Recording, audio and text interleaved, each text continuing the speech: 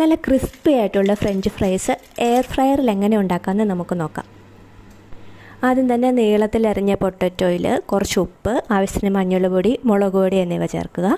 Potato അരിയുമ്പം ഏകദേശം എല്ലാ കഷ്ണങ്ങളും ഒരേ മുഴുപ്പിലാകാൻ ശ്രദ്ധിക്കണേ, അല്ലെങ്കിൽ കട്ടി കുറഞ്ഞത് പെട്ടെന്ന് കരിഞ്ഞു പോകും കേട്ടോ. നമുക്കിത് ഫുള്ള് ഒറ്റ പ്രാവശ്യം വെക്കാനാവില്ല, ഒരു ലെയറേ ഒരു പ്രാവശ്യം വെക്കത്തുള്ളേ. എന്നിട്ട് കുറച്ച് ഓയിലൊന്ന് സ്പ്രേ ചെയ്ത് കൊടുക്കാം. ഒരു 15 മിനിറ്റ് ആട്ടോ നമ്മളിത് വെക്കുന്നത്. ഒരു 5 മിനിറ്റ്സ് കഴിയുമ്പോൾ നമുക്കിത് തുറന്ന് നോക്കാം കേട്ടോ.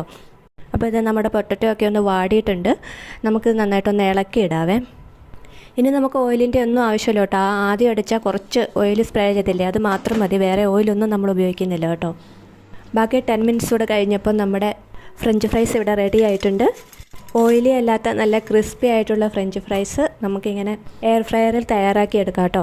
അപ്പോൾ വീഡിയോ ഇഷ്ടമായെങ്കിൽ എല്ലാവരും സബ്സ്ക്രൈബ് ചെയ്ത് സപ്പോർട്ട് ചെയ്യുക. പുതിയൊരു